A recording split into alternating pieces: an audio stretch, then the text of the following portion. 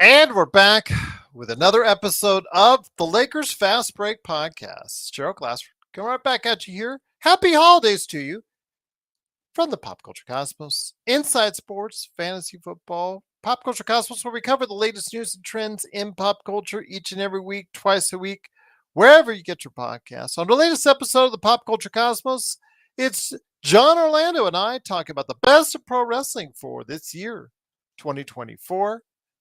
So go ahead and check it out today, wherever you get your podcasts at the Pop Culture Cosmos. Inside Sports, Fantasy Football, go ahead and check out our latest episodes there. Getting the insight for your fantasy football team while they're in the midst of the playoff run. Go ahead and check it out today. Inside Sports, Fantasy Football. Also, as well, of course, the Lakerholics crew. Go ahead and support them at Lakerholics.com. Our good friends, Empire Jeff TV, covering the Lakers and Dodgers. Also, as well, of course, Lakers in 5, John McCallion channel, Daniel Barry Sports Highlights, yo, also as well, of course, our good friend Legend 350, also as well, Stone Hansen at report_court, and of course, Alfred Esmond, all these great guys, plus, don't forget Joe, not only Simblade, SimbladesWithAY.com, but also as well, Corrupt. His game is coming out. It is out. It's already out on Steam, but it's coming out to other platforms as he talked about on Playback. But it is out and available now on Steam. So if you're a fighting game aficionado and you like to help out the indie crowd at Steam, go ahead and check it out today. And a special deal for you. If you buy it today, buy it tomorrow, or buy it through the 26th, you get a savings of 20%. That's 20% off Corrupt right there on Steam. Also, as well, don't forget, we do also as well like you to like and subscribe. We're still hoping beyond all hope that we can reach 2,000 subscribers before the end of the year.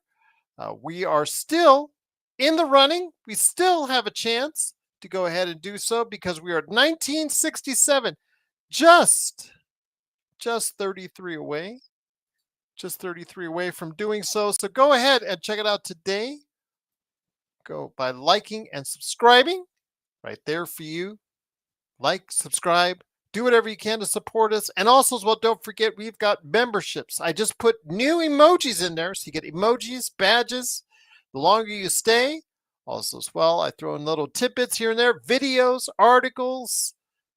Throw a lot of good stuff there. We do exclusive polls right there. So go ahead and check it out today. Become a member for just $2.99 a month indeed, right here at the Lakers Fast Break Podcast. Well, the Lakers came into tonight, 5th place in the Western Conference, coming off 2 strong defensive victories in Sacramento, playing with a lot of confidence, heading into tonight, looking maybe ahead, perhaps, at the Christmas Day game in Golden State.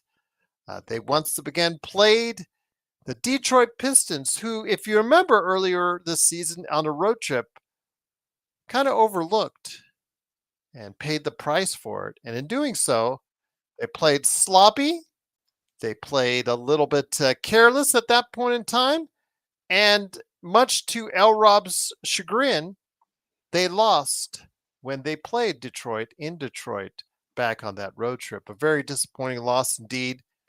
So flash forward, you would think the Lakers would be motivated to play this team coming off 3 good wins, 3 impressive wins over Memphis and Sacramento, including 2 on the road in Sacramento. But unfortunately tonight, some of the bad habits we have seen as far as this team is concerned, the up and down, which we talked about ad nauseum over the past few days. You know, I know a lot of you still that want this team to stay together in its current configuration. They think that they have a chance. They think with a couple moves that things can happen. It's moments and games like these that give ammunition to others who don't think that same way, because the Lakers, again, they played once again like they had the 25th, 27th ranked defense in the NBA, like they had a good portion of this year. They played sloppy with 18 turnovers. Austin Reeves, despite a good shooting day of 5 of 9, he had 6 turnovers himself. Again, the Lakers 18 turnovers. Defense was not at a premium. Cam Reddish, Gabe Vincent, Max Christie. Despite Max Christie's good shooting day, didn't give it to you on the defensive end. And with that, Detroit got out to an early fourth quarter 11-point lead and held off a furious Lakers rally in the final closing minutes to get a 114 victory over the Lakers. And that brings the Lakers to 16 and 13, I believe, if I'm not mistaken. Go ahead. I'll verify that for you right now. It hasn't. I don't know if ESPN has updated the. Yes, 16 and 13. They're now back down to 7th place in the Western Conference. And here today to discuss today's game is a good man indeed. We're going to have hopefully a big crew with us here today. It is, of course, the man behind Clutch Talk and Lakers Corner. Please like and subscribe today. It is, of course, John Costa. John, great to have you here. 805. Ox IT47 is on his way. Darren, a whole bunch of people. Ron's. Everybody is. The finger pointing is back. And we talk about this as far as this up and down team. You wonder why we say things about how this team, it's just there. It just thinks it does things to stay in that 5 to 12 scenario. So when we say that we don't want to get too high when they're on these highs, John, and they win these games, we want to say, you know what? We're concerned that there might be a fall soon thereafter. And after the Lakers won 3 in a row and looked so good last week in doing so, finally put some things together, we thought, especially on the defensive end. Tonight, John, instead, even with the Lakers shooting 54% from the field, 46 from 3, and 80% the line, they still found a way to not get it done tonight, John. There we go. Thank you, Joe. Man, this was a tough loss because this was one of those losses that was extremely preventable, right? Especially when the fact of when you look at the fact that we had 18 turnovers tonight, and somebody here in the chat was just talking about how Austin had 6 of those turnovers, and that's one of the first things that I want. That's one of the first things that I want to talk about, because that's one of the first things that I had noted down in this game. Look, guys, as of late, this whole AR and Max Christie defensive backcourt has kind of worked out if you're a numbers guy. And JJ Redick's a big numbers guy, right? Men lie, women lie, numbers don't. So JJ Redick's always about the numbers. So the plus minus has been showing, hey, we got to keep Max Christie out there. Kept him out there. It worked a couple of games, but this is my biggest problem with it. And this is my thing. And this is kind of how I think Gerald and everybody around here labeled me the D'Angelo Russell fan club. I'm president of the fan club, right? Is because this is why a player like D'Angelo Russell is important. Now, before everybody loses their mind and thinks I'm trying to say D'Angelo Russell is freaking God, that's not what I'm trying to say. But what I'm trying to say is what he is really, really, really good at is ball handling, dribbling under pressure, being able to play make and facilitate for others. That's what he's really good at, right? He's terrible at defense, inconsistent shooter. The rest of his game is inconsistent. But that right there, play make for others to get others easy buckets, is what he do for a living. It's his bread and butter. And that's my only issue with not having a true ball handler, a true play-making player in that starting lineup. Because, yes, granted, you have AR, who has the ability to bring the ball up court.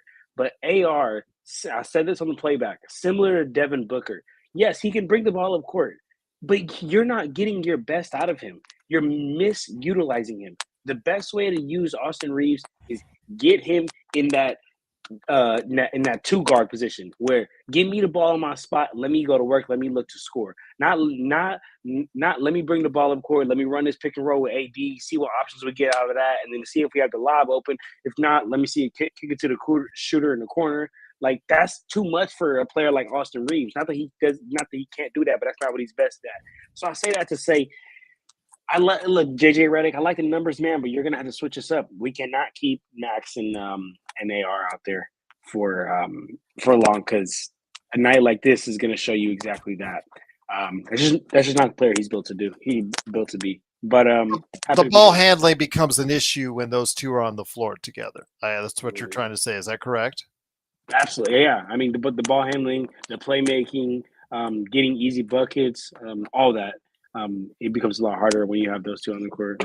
And that's a And shame. but Because, well, I was just going to say it's just a shame because, Christie, this was probably one of his best games out there. If you take the ball handling and the fact he cannot play make, that's one of his serious flaws in his game because you finally got a good offensive game, something that people have been asking for from him because he gave you 17 points today and he was the primary defender on Cade Cunningham shooting 9 of 25. So you say if that gets, that should get the job done. But defensively, everywhere else, especially the bench for Detroit was light on fire. Fontecchio, Beasley, these guys came off the bench and they played really, really well. I think that was the difference tonight. Gabe Vincent, Cam Reddish, even to an extent on defense, of course, Connect as well. These guys played soft tonight coming off the bench.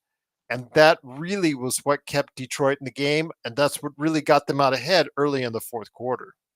yes, and if I could jump in here real quick, Oh, all Rodell, day, man. brother, No worries. Rodell, brother, I already done Here proved we you go. wrong a couple of times. I already done proved you wrong a couple of times when it comes to Max Christie, but we could go on that rodeo again if that's what you want to do. Which I've gave him a lot of credit for how he's He been playing played as of late. well. He has, Shot well. and I gave him credit for it. He And I gave him defended credit. well, but he cannot play make at any level He right now. cannot. And It's that's the absolutely, problem. and that's my thing to Rodell's So comment. you need Rodell's trying to D'Lo, he's trying to but be you need a smart, right? Rodell's saying, "What is John saying? Who are we moving from lineup?" What I'm saying is, we need to remove one of those guys and get in a real ball handler who can really play make. So the similar way that I proved you wrong last time when it came to Max Christie, Rodell, we could do it again, brother. And I'm just saying, we need a ball handler there. We need somebody to play make. But D'Lo, That's what I'm again, saying. he has flaws in his game. It's just, again, every time you point, well, Austin Reeves does this, but he has flaws in his game that detract from the overall thing. Same thing with Max Christie. He did well on both sides tonight. Something we've been waiting for him to do all season is to play both sides of the ball well, which he hasn't done consistently all season. He finally does that today, but he's not going to be able to play make for you at all. That's why you need a D'Angelo there. But the problem is D'Angelo, he doesn't defend well. So it's just it's like all these. If you could combine all these into one player, there you go. But the problem is, But hold on, no, Gerald. We had the chance to get this all in one player in DeJounte Murray. We had the chance to get this. We had the chance to get it. DeJounte Murray hasn't had exactly the best of seasons now. For sure. New Orleans like but 5 better than wins what we right have. now. Better than what we have. Absolutely Right. better than what we have. As a team, yes, he's struggling, but better than what we have. I would take DeJounte Murray 7 days out of 7 over our backcourt. And I said the same thing, and I said it back then. AR could have gone, in my opinion. He could have been gone for DeJounte Murray. Because that's the player we need. Joe would disagree with you on that. I'll just leave it at that. But again, he'll be here in a few minutes to talk for himself. So I don't want to. We could talk about that. Yeah, absolutely. I mean, you got. But again, the Lakers lose 117 to 114. They fall to 16-13. Still 7th place in the Western Conference. Again, when I was talking about for days now, this is where we're at as a team. We're going to have our ups and the downs, but this is what you guys want with the LeBron AD window where it's at right now and the team that's around him. You're going to get inconsistent play like this, John, at some end of the floor. Tonight, again, defensively, outside of what we saw from Max Christie, when you give up 117 on a team, that's not going to be conducive to winning too many games. And unfortunately, we saw that tonight. Despite the Lakers shooting well, despite the Lakers on offensively outside the turnovers executing well on offense, it didn't quite work out. But also here today is a good man indeed. He is, of course, the guy behind Simblades with a Y.com, and support his game once again. Corrupt right there on Steam. 20% off until the 26th on Steam. It is Corrupt, Coreupt. You see that? Positive reviews right there for you.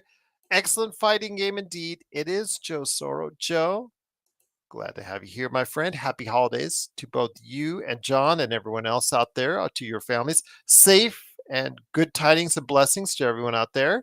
Wanted to go ahead and say to you, Joe, I know that John, before you came on, he was talking about Austin Reeves.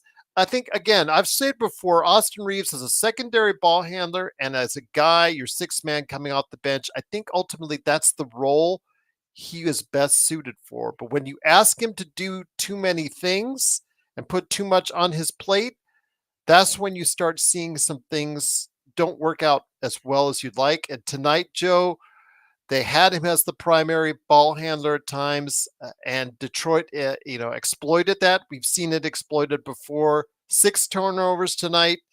The turnovers and the defense, for the most part, again, outside of Max Christie did on Cade Cunningham, it was disappointing because that kind of shooting tonight should always get it done, Joe.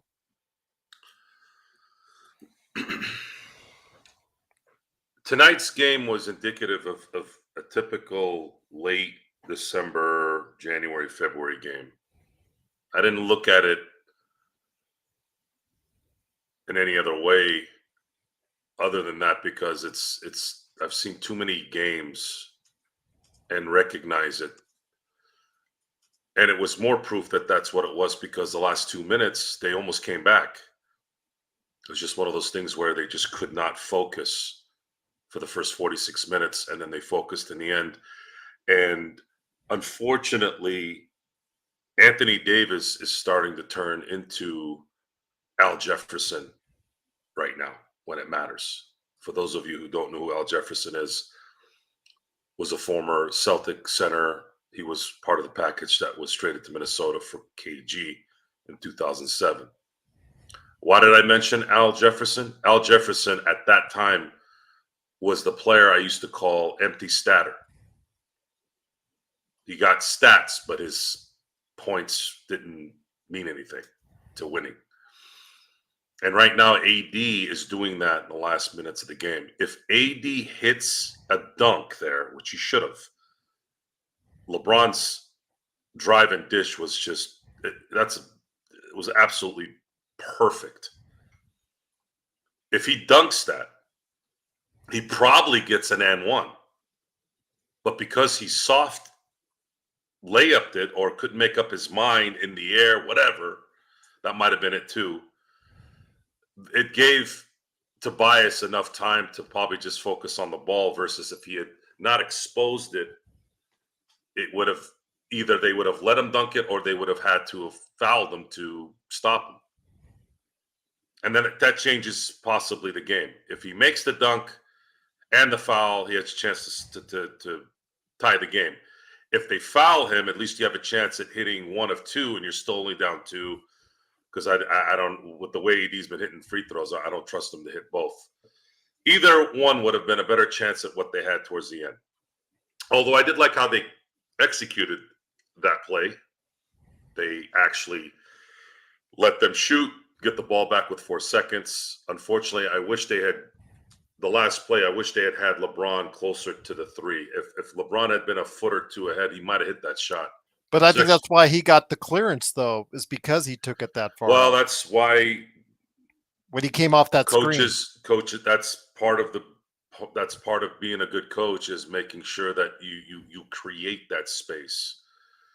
One of the things that I've always said for years about basketball is, and when there's the discussion of who's the best, no one could get space better than the best.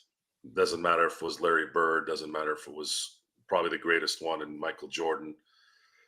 You could say Kareem too, but he was 7'4". It's a little easier for him to get space because there's no one could catch somebody jumping 5 feet in the air while they're 7'4".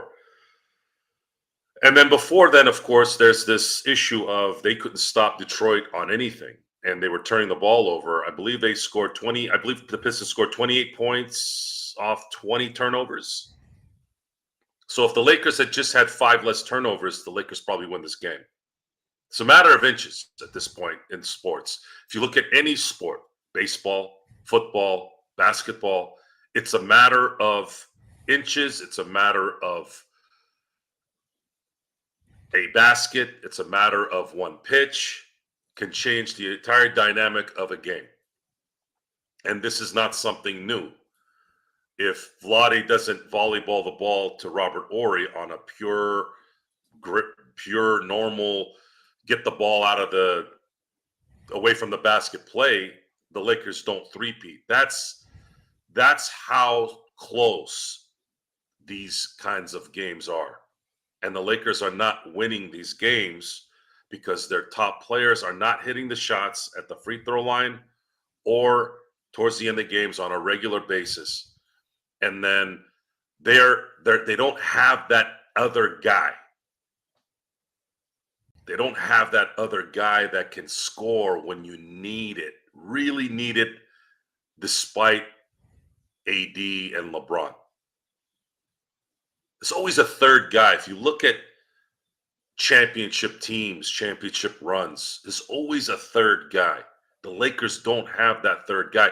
D'Angelo is not that guy. D'Angelo has regressed the last 2 years. Well, he was great the second half last year, but in terms of his all-star capabilities, he's regressed a lot. Austin Reeves would have been traded to Atlanta had Atlanta not demanded 2 first-round picks. If they had demanded a protected 14, up to 14, basically anything in the, I don't know the details of this, but I'm kind of going by common sense here. If they were able to, because I think there's one of those draft picks, Gerald, I don't know if you can check it. One of those draft picks couldn't be protected from what I heard. I'm not sure. Yeah, that's correct. So it would have had to have been a pick that was not just a clear pick, because I'm sorry, guys, I'm not trading a unprotected pick for DeJounte Murray to maybe win. That's not going to work. If you're going to trade an unprotected pick at a time when you might need it really, really bad, I have to get a superstar for that number. I have to get a superstar that's probably still playing by then for it to make sense. So not getting DeJounte Murray had more to do with the fact that they could not give away free draft capital. Otherwise, the Lakers would have traded Austin Reeves for DeJounte Murray. Analytics. I'll put a button on this first segment here. Austin Reeves had a bad game, right? He was a plus 16. Yeah, he shot well, just those turnovers. Yeah, he was a plus 16. And I've been reading some things in baseball where the last 20 years, the teams that have the highest WAR is wins above replacement, they haven't won a World Series. The ones that are on top that particular year, none have won a World Series.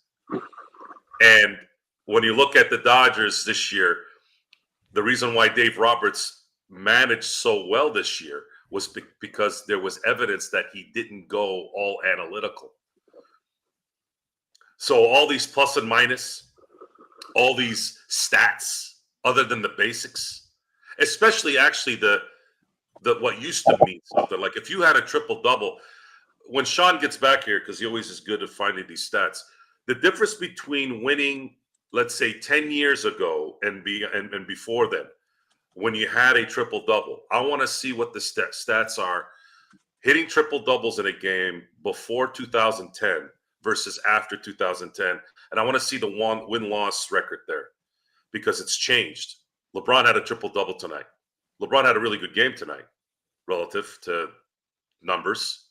Mm.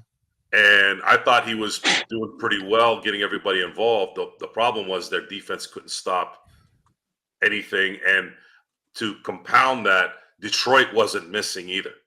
Detroit won this game tonight. It did get a little help from LA, but Detroit made a lot of those turnovers happen.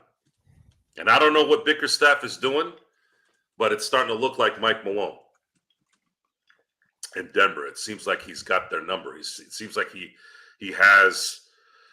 Someone had mentioned it on a chat and it clicked. I can't remember who it was, but I thought that was a good observation. It looks like Bickerstaff has something drawn up here the last 2 games against the Lakers, where they're kind of confused on how to handle Detroit's offense and defense. Once again, it is the Lakers Fast Break. It is Joe Soro along with me, Gerald Glassford, and John Costa, Clutch Talking Lakers Corner.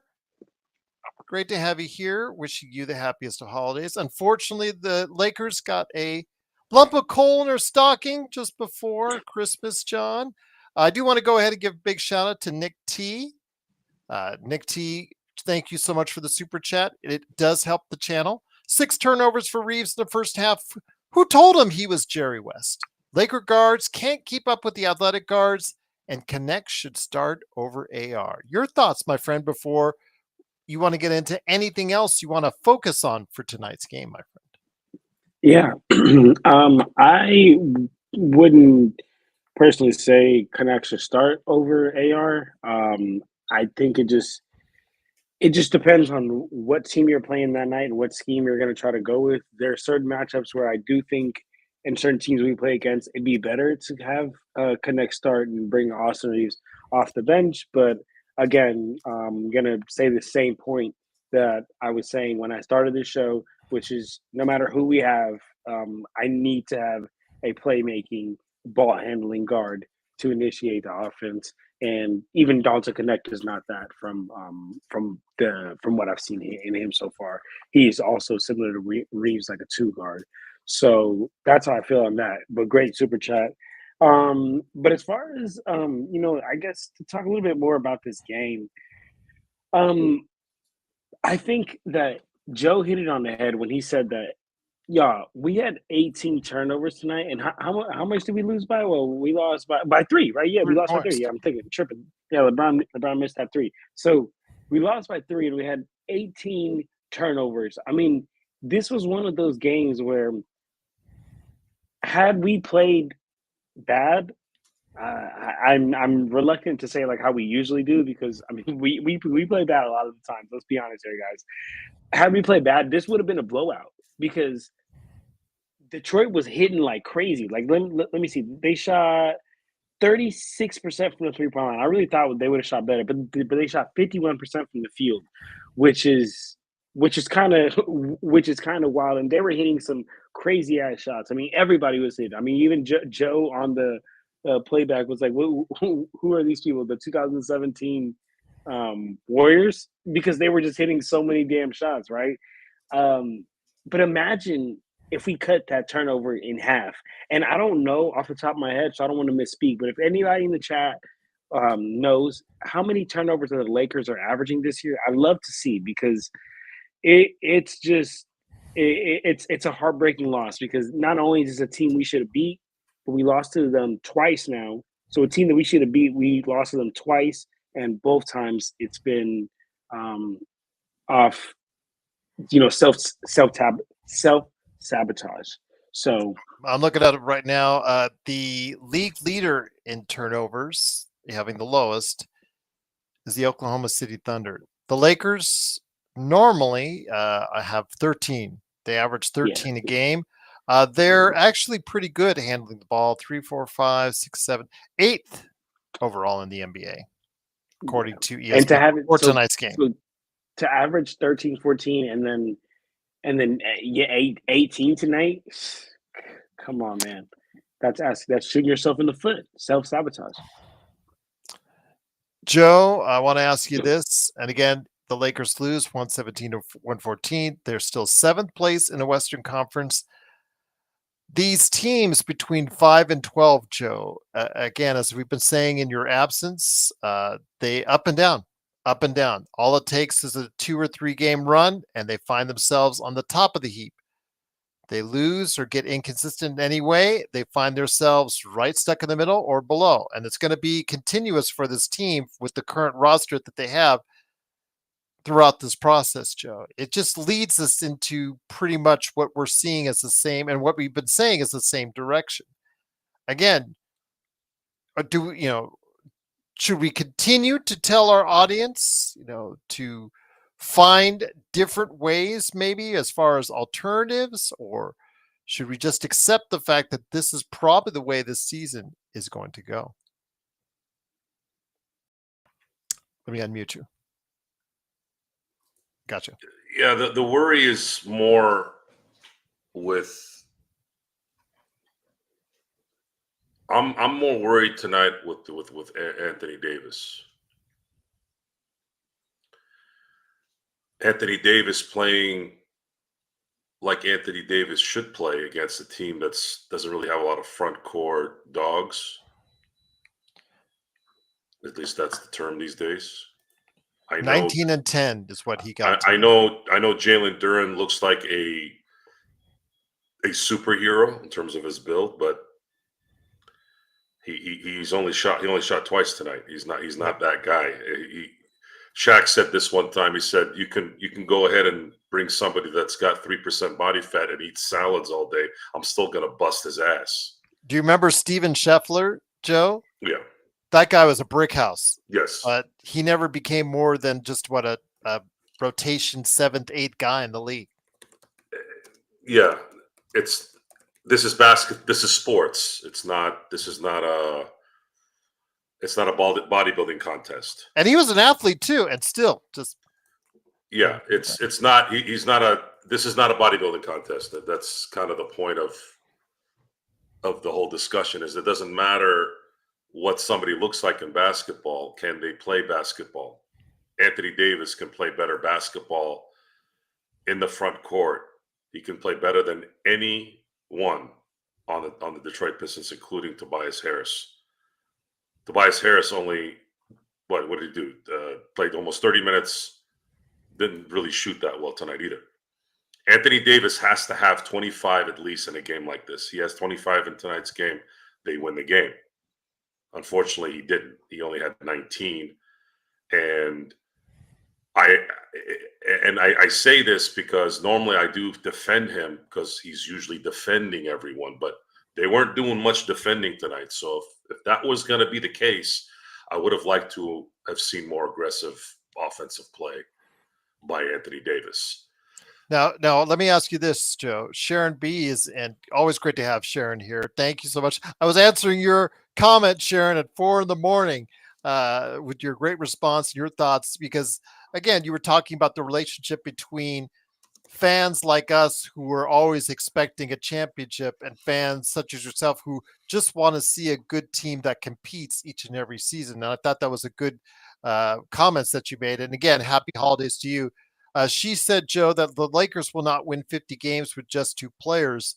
You need better starters. And this is something we've... Yay! A subscriber! Thank you, Chris, for subscribing. This is something we've talked about ad nauseum since the summer as far as how the Lakers need to build a better roster. But right now, the Lakers, again, I'll say it ad nauseum again, they're backed up against the salary cap, Joe.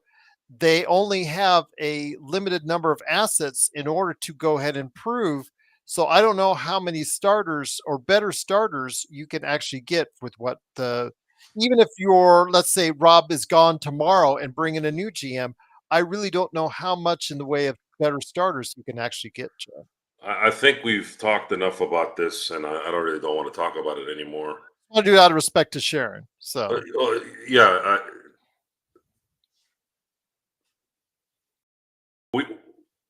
the roster construction has been talked a lot about this last summer since the draft. It was terribly constructed, to say the least. Rob did not allow himself to help LeBron and AD with just at least a couple guys that can pick up some scoring. He just couldn't do it. If it's because of mistakes they made a year ago, 2 years ago, I'm sorry, but that's not an excuse. You need to find a way to try and help LeBron and AD not pull all the way. If LeBron 2016 was on this team, that's a different story.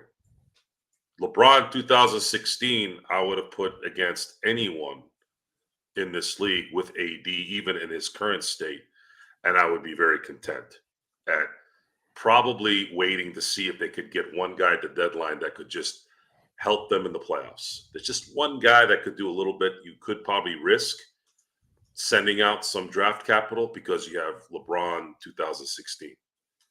LeBron 2016 is the top 5 player of all time in a single season,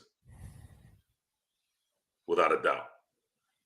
So you go with that. However, we're in an era now where he's not that guy anymore. So you need to give that guy. Look what happened when he took a week off. He's been playing well. In any sport, Jeremy, you're probably listening. We were talking about bodybuilding. He used to do shows. I've been around bodybuilding my whole life. Never competed, but I've been around it my whole life. Been in the gym since I was 13. Know that world very well. What is the number one thing that any bodybuilder will tell you? What is the most important thing besides eating?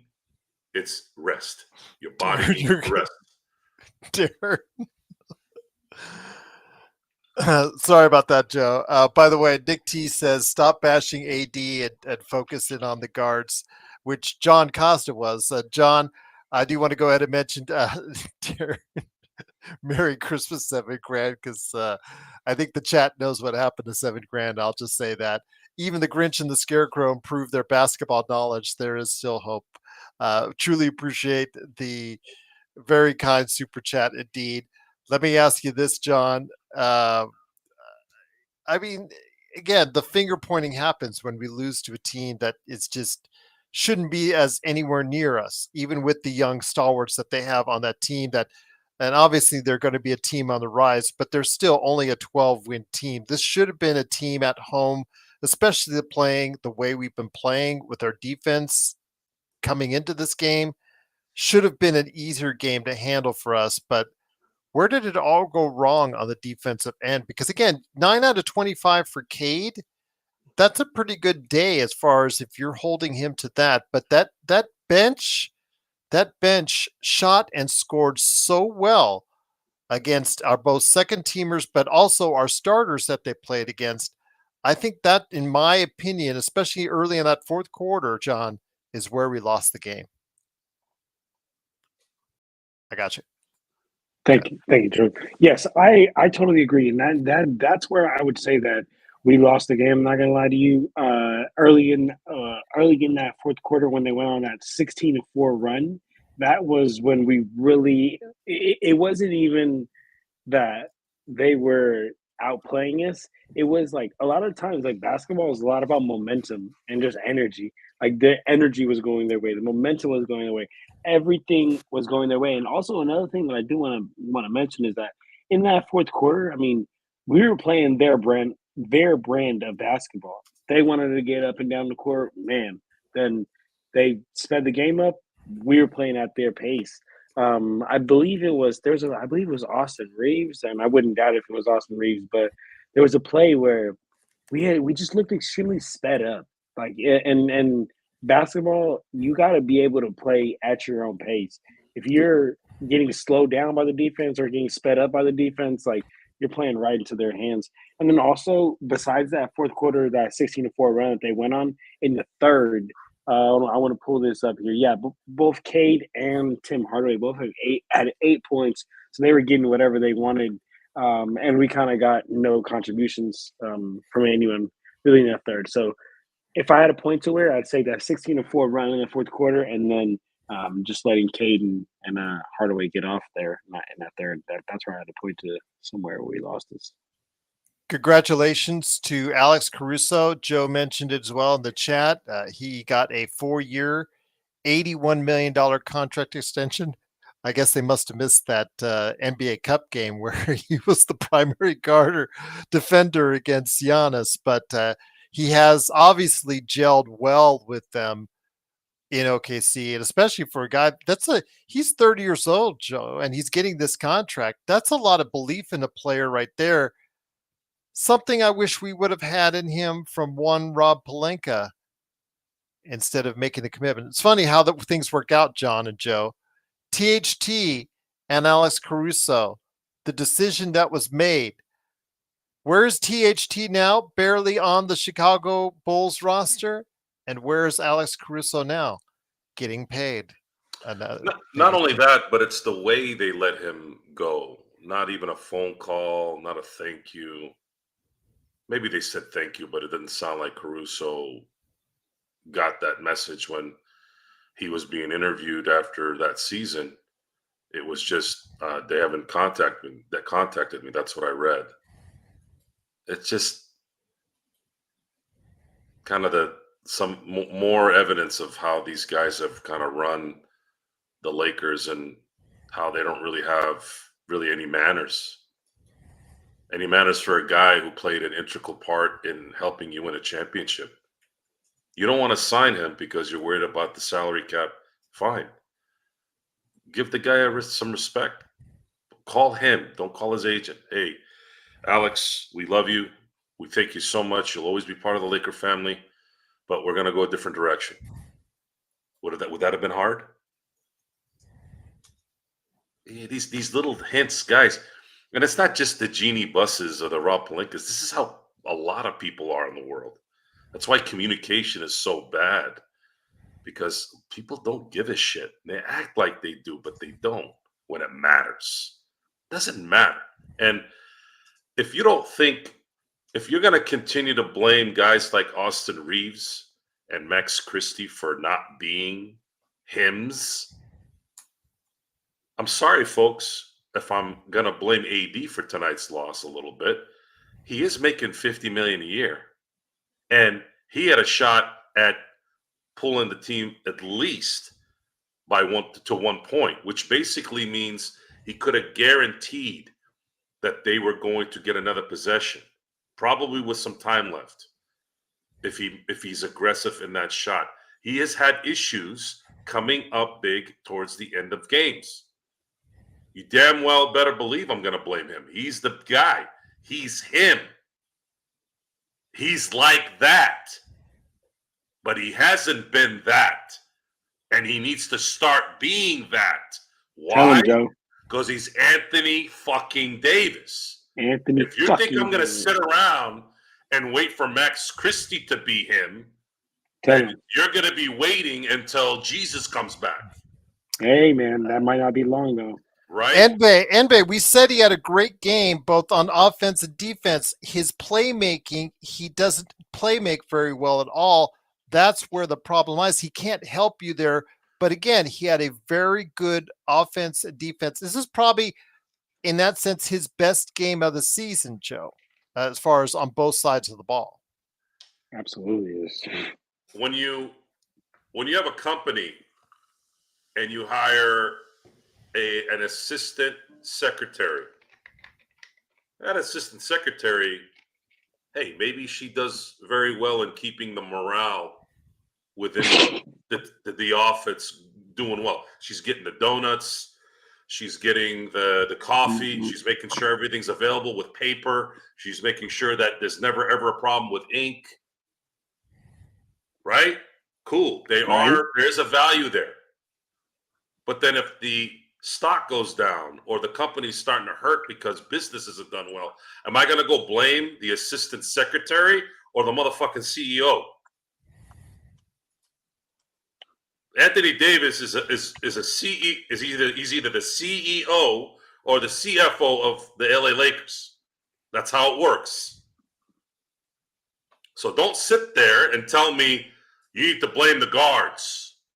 There is no guards on this team. These are role players. And 1 out of every 3 of these guards plays a shit game every game. They just kind of take turns. You got to know what this team is. You can't sit there and blame someone for not being something they're not. Now, what Max Christie did very well tonight was he was open in the corner and he made that shot. And that's what we really, really need him for. That's where he can be comfortable. Doesn't have to do too much other than make the shot. I'm not expecting him to be a ball handling guard. He doesn't have that capability. He doesn't have lateral movement that's going to blow by every player that he plays against. That's not going to happen. He's not John Morant, okay? He ain't going to post up anybody either and create space and find the open man that's streaking or diving or going to the corner for a three. He doesn't do that. His job is to play solid defense as much as he can and hit the open shot. Reeves, he has a little bit more, I guess, a skill set. He can get to the paint. He can draw contact. He does make that floater. He does make that shot when there is contact. Absolutely. And on occasion, will hit a three, but he's also not going to be going in between his legs and trying to get, separation somewhere. Now, as far as the turnovers, sure, it was a detriment. Absolutely. But he wasn't the only one turning the ball over. Okay, there was 18 turnovers by the team. And not only that, they couldn't get back on defense to stop. 28 points from 18 turnovers. That's just not going to work. Transition defense again, Joe, was an issue. Right. And these guys are young, and a lot of these guys can run. Cam Reddish can run.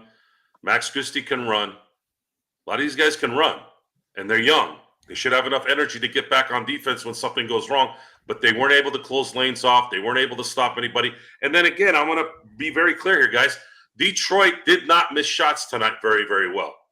They were making shit that you're just like, all right, this just looks like it's their night. Sometimes that happens too. I would say this. The Lakers lost tonight because the Detroit Pistons played better. The Lakers didn't play as well as they should have, but I'm still going to go with Detroit played better tonight. They made shots all game long until the last 2 minutes. And then when you had your opening, one of your stars couldn't close it again, or at least try to give you a shot at winning.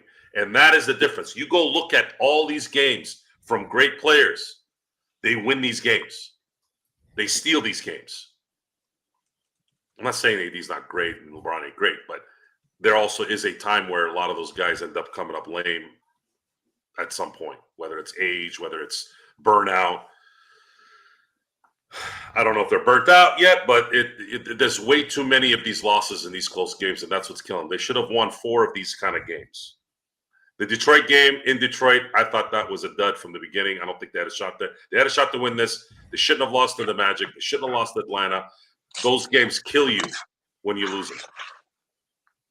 And it's unfortunate, but tonight's game came out the way it did, and it sucks more because the Lakers aren't in a position to lose these kind of games with the way they're playing. They need to win every game they can win when it's close. Once again, it is the Lakers losing 117-114. John, are you still with us, my friend? Okay. Yes. Wanted to hear your thoughts. I guess Xbox says Connect is getting roasted a lot. I don't know how. I mean, he was good in the first half, but in the second half, he didn't play. Well, okay, John, you play basketball all the time, but yes, you go and take your shots at halftime. You go in and get your shots, then you sit down, and you don't play again for, let's say, in real time, not game time. A quarter and what? Coming in at the beginning of the fourth quarter is what? Probably with the fourth quarter timeout before, just before the fourth quarter, probably about 20, 25 minutes of real time before it gets to that point. For a shooter, that throws you off. Time, Gerald. Yeah, Gerald. Oh my God, I'm so happy you said that shit. That shit is so real. That's so real. Like that's a part of the game that I feel like so many people sleep on. Like it's all about. I say this all the time. It's all about rhythm. It's all about touch. Like I say this, when a basketball player sees one go through the hoop, it's like, ooh, hell yeah! Like I felt the way that I shot that. Everything felt good about that. I'm just gonna do that again and again and again and again. But if you don't have the opportunity to shoot, and what you're told to do is be a shooter, and like how you said, Gerald, 25 real minutes of just sitting on that bench getting cold. Now you're coming into elite, most high level competition basketball, and you're just asked to make shots. It's hard. It's hard. It's extremely hard, and I think it's a part of the game that not even just in the NBA. I think all levels of organized basketball. This is a area of the game that's really really slept on, especially because like a lot of the times in any high level basketball, you have roles. Like this is not 24-hour fitness where we're all just trying to have fun, trying to score. Like everyone has a defined role on the team, and it's so hard when your role is to shoot, but you've been sitting on the bench for the last 25 minutes. And now you got to come in and shoot. Very, very hard. So, um, I mean, if he is getting roasted, if he is getting bodied for his performance, I tell you what, it's by a whole bunch of people who just look at the box score and clearly aren't really watching the games and just don't really understand that basketball and numbers are just not black and white. Yeah, and they are spotty, and that's the problem. He can't ever get in the. We saw it once he got into a rhythm, it was great. But I'm not going to fault JJ for one reason. He had when he started to go downhill, he still was starting, and he didn't make the most of his opportunity. He when he started to go ahead and just fall off a cliff, but he was still getting 28 to 32 minutes. He didn't get back that opportunity that he once had. So he's gonna have to work his way back into as far as that roster again. He's gonna have to work his way back into confidence with JJ and LeBron and AD as far as being a focal point once again. I think he can do it, but it's going to be an up and down season because that's what a rookie season's all about. He hit that wall.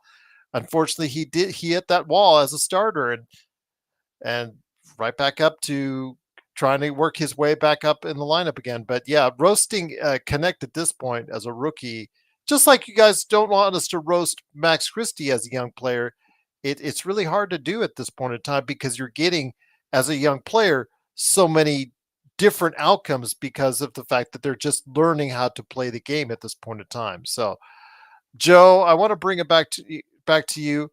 Uh, where's the oh yeah JY is in the chat because JY said, I'll paraphrase here about the Lakers, because we don't have those trades. He said, panel, there's no significant trade coming. Hate to be the Debbie Downer guys. I agree. I don't know with what assets you have, Joe, and we've talked about this ad nauseum.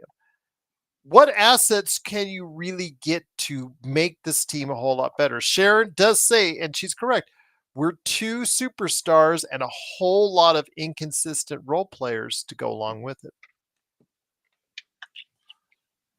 Yeah, that's pretty much what it is. And you have to hope that someone could pick up the slack. I don't know if D'Angelo Russell's going to come to life again like he did last year after the new year. If the Lakers had D'Angelo Russell of the second half last year now, they probably win 3 or 4 more games because of the way he was shooting. Even if his defense hadn't improved, his shooting would have propelled them. I don't understand what the deal is with D'Angelo Russell.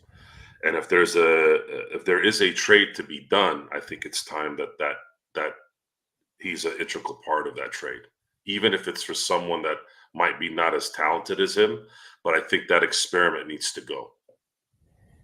If anything, try to maybe find someone that can actually contribute consistently game in and game out somewhere, either with ball handling, either someone that's a big, will be thin at guard, but at this point, I think he's more of a detriment than not, because he's just not doing what this team really, really needs from him. He's not making those shots. If he's not making shots, he is useless. And tonight was one of those games where it's magnified so much. You have a all-star who's still young with a skill set that is, when it's on, is as good as anyone in terms of shooting, scoring 5 points.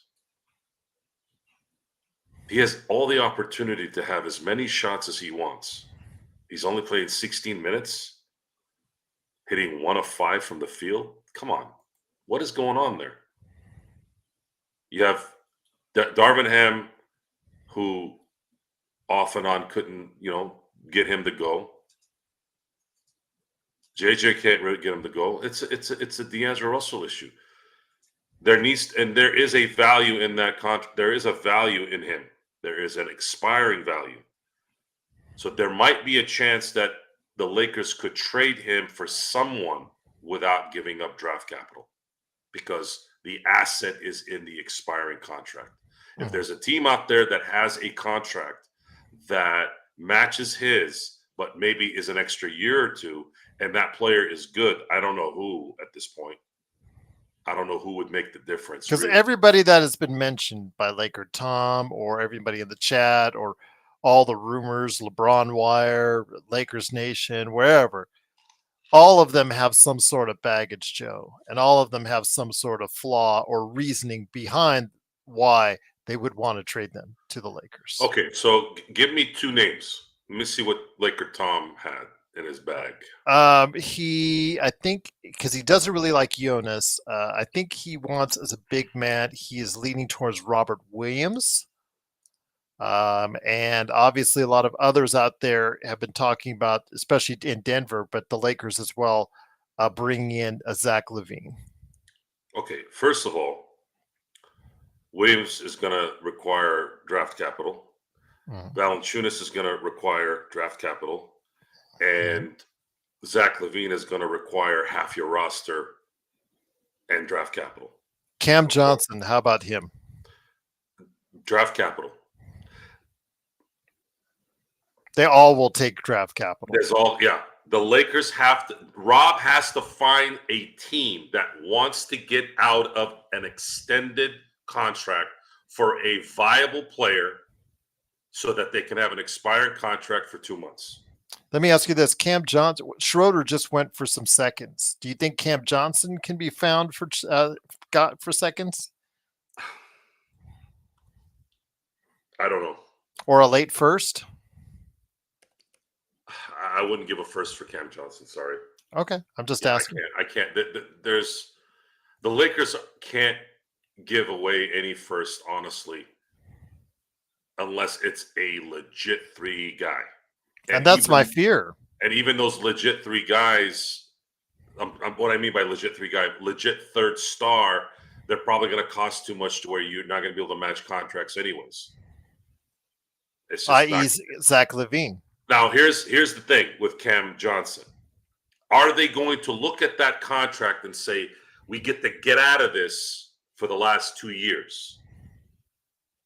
He's got 2 years left at 22 and change. That might make sense.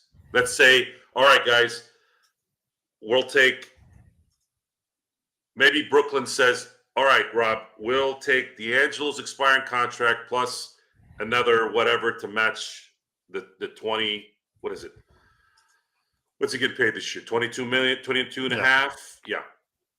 We will give you Cam Johnson for D'Angelo Russell's expiring contract plus a couple second-round picks.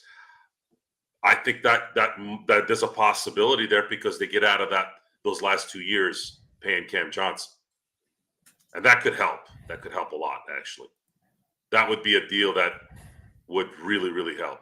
The only problem with that is Cam Johnson's a forward. This team needs a guard or a center. They have enough forwards. Do they? You have LeBron and you have Rui. Do they actually have a You have Reddish. I'm not saying that these guys are world beaters like in Rui and Reddish, but this team, if you remove a guard from this team, it's just going to make it much hard. Austin is going to have more on his plate, and LeBron is going to have to play more minutes. Do they have a really reliable 3-and-D wing? Reliable? No one in this league, other than maybe Milwaukee, has a true 3-and-D. Actually, I don't even think he's a 3-and-D. I think Houston has a couple that they've got some. Smith has played well. Thompson's starting to play well, although his shooting wise, like you said, still needs to be improved there. Boston, obviously, as well. They have the best 3-and-D forwards that are out there as far as the set together. So I'd say watch out for Houston. Here's the bottom line. I'd rather have Cam Johnson forward than D'Angelo at this point, but understand that he can't play guard and he's not going to be a big man playing underneath trying to get rebounds. But he will maybe help them. It may help relieve a little bit of the score. They might have someone that could score a little bit. What's he shooting this year? I'm going to check that. That's a good question right there.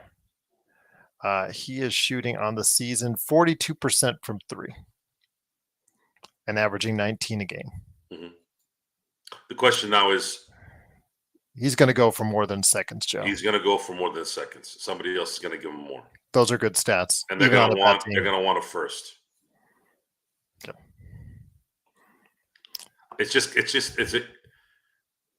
What is Brooklyn trying to do right now? Why would they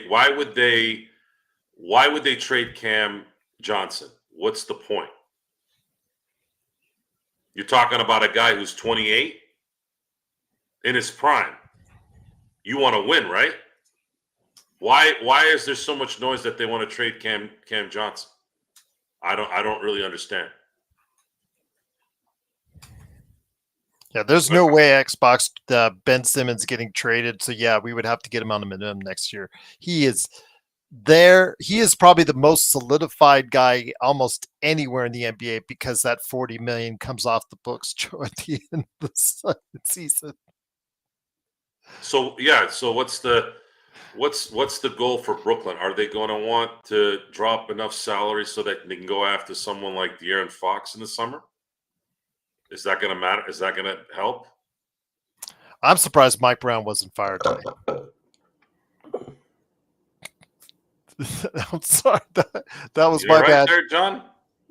I thought I was on mute. That was me. That was my fault. Sorry. That's hilarious. That's hilarious. That's okay. That's just our playback chat. Yeah, that's our playback chat coming to hit us right there at the post game. A big shout out, by the way, to Magic Man for being on the playback. Truly appreciate it. He headed up the playback. John was on there. Xbox, Dan. Oh yeah, and Joe and I as well. Yeah, Sean, you can suck it, by the way, too. Oh man, you got to be mean. It's Christmas time. Do you really have to go ahead with the downers, man? It's not Christmas. Christmas is in 2 days. Holiday, whatever. For Mark, it's Christmas. Yes. Oh no, never mind. It's Christmas Eve. Sharon says, "Are there any hidden gems on the bench anywhere?" So, John, I'll bring it to you as the man behind Clutch Talk, covering the NBA. Are there any hidden gems on a beach anywhere? On a bench anywhere? I would say beach anywhere. Yeah, that'd be great. Xbox would know about that. But is there any hidden gems on a bench anywhere in the NBA? Cam Whitmore. Honestly, oh man, Cam Whitmore would be amazing, especially if we would have maybe drafted him. I don't know. Would you guys trade Reeves for Cam Thomas? That's a good question, NBA. I wouldn't, honestly. I honestly wouldn't. He's got an elite level scorer, yes. Elite level scorer. But does Reeves actually play substantial enough defense more than Cam Thomas? No, I'm not. For both, I'm not thinking about the defense. But and both are definitely offensive minded players. But Cam Thomas is a shot chucker, like a real shot chucker. And against Brooklyn, on Brooklyn, doesn't look as bad. But when you have LeBron James and Anthony Davis, sometimes he can take some of those shots. You're gonna be like, "Yo, what the was that?" Like, did you see Anthony Davis? But didn't Joe just say we needed a third guy that could come in and he's averaging 20, but in those days where LeBron or AD are not playing as well, can get you 30? Ooh. I don't know. I'm just throwing it out there. No. Great point. Is Cam that guy? I don't think the Cam's that guy, to be honest with you. All right. I'm just asking. And he doesn't play good defense. I get it. But again, I'm just saying when somebody asked in the chat, Austin Reeves for Cam Thomas, I would certainly think about it because again, Austin Reeves, how much better defense are you getting from him? He did a great and sensational job on Jamal Murray in Denver outside of those last shots. One of his was his, yes. But when you hold somebody to that kind of field goal percentage, I think that's you're giving your best output there. But overall, in this time in the league, yeah, he's been not a great defender, and we saw that a little bit of that tonight. But yeah, it's, again, I'm just when it comes to Cam Absolutely. Thomas, but there's just not that many options we can go to. That's the problem with the assets that we have. We don't have a treasure chest like OKC of draft picks we could throw at anybody, or young players we could throw at anybody like Houston. Even New Orleans, I'm surprised New Orleans is just given up, and they haven't done anything yet to try and improve their team. So they've just given up on the season because they have a myriad of draft picks and some young guys that they could throw at for a big trade. And so that's kind of surprising the way that is. For the But love of God, please don't let them win the lottery again. Please. I'll let you control the mute, by the way, John. Please please don't let those guys win. The basketball gods, we've seen enough New Orleans Pelican first overall picks. Please stop. Liberty, great to have you here. New name, fresh name, everyone. Who makes the more impactful trades, Lakers or Clippers? That's a good question. Let me throw that to you guys. Who makes the more impactful trades? They're not that far off from not being able to do much either, honestly. But they're like us, but they are getting Kawhi back, but they did get Zubats for a bag of chips. Yeah, but that doesn't mean anything at this point. They're not going to win anything. Kawhi's not going to be healthy at the end of the year. No, they're not a championship level club. No, even with I don't really think there's going to be. They may make a move, but I don't think it's going to matter either for them. John, you got any thoughts on that as far as the Lakers or Clippers? Who makes a more impactful trade? Honestly, I would say they're in a better position just because they don't have a LeBron James. Like I've told this to when me and Joe's talked about this. Like I think we're stuck between a rock and a hard place as long as LeBron's here, and we're not going anywhere of significance with LeBron here, unfortunately, unless he gives back that money that he took, which just isn't happening. So I would honestly say the Clippers probably are in a better position to shake something up and make something happen. The only way I see us getting out of this situation, guys, like faster than LeBron just retiring, is if some star ends up just demanding his way to LA. That's the only way I see it, to be honest. Agreed, Legend, with what Joe was saying as far as no more Pelicans first overall picks. Anything but that. Did you see that Mike Breen took a shot at Zion the other day when New Orleans was playing the Knicks? I thought that was hilarious. He said, there's Zion Williamson. I'm paraphrasing. If you guys look it up, I'm paraphrasing again.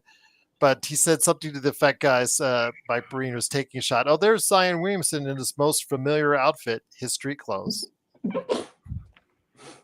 I thought that, coming from Mike Breen, I thought that was really harsh. So we'll leave it at that. But what if Zion, Joe, gets offered to the Lakers? I would take him. You've said that before. Can you tell and explain why that you would?